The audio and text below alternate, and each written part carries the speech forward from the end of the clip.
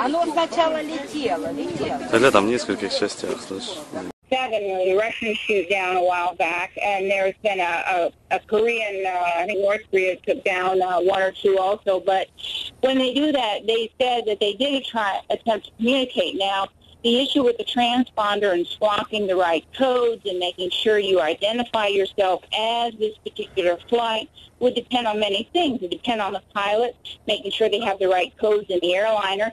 It would depend upon the intercepting aircraft or radar being able to intercept that and know that it's a civilian jetliner, and they should have it. I mean, Russia has it, the Ukraine has it, and if it was a military flight, and they were, up at altitude. They actually, they shouldn't have been at the commercial jetliner altitude, but in conflict, people ignore the international laws, of course.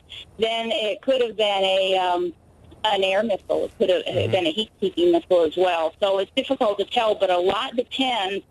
People don't understand how very important it is to have those identifier codes identifying your aircraft as a civilian aircraft. This is very, very important. So there may be similarities between the disappearance in terms of identification of the plane, et cetera, but at 32,000 feet, there's no reason to shoot down a civilian jetliner. It would be very difficult for it to do harm on the ground.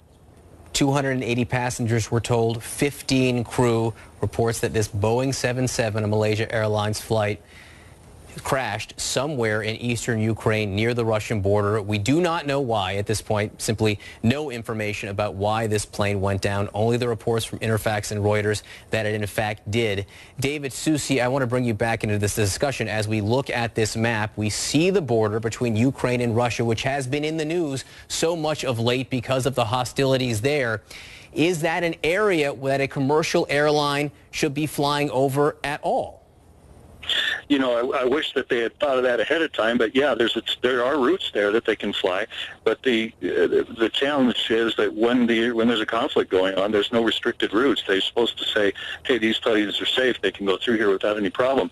Now, with regard to the being shot down or not, Mary's point was good about the fact that at that altitude, it shouldn't be involved in that conflict, and it should be a safe altitude to be at. And remember, too, that ground-to-air missiles really aren't designed for that high of an altitude. There's some very specialized ones that are, but in this particular conflict, it's not that sophisticated. You'd be looking at small.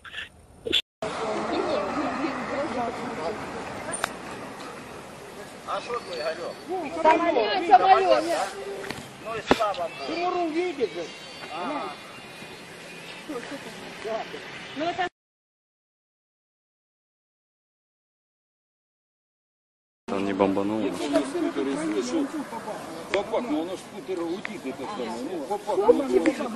Оно сначала летело. Летом в нескольких частях, слышишь? Да, походу горит.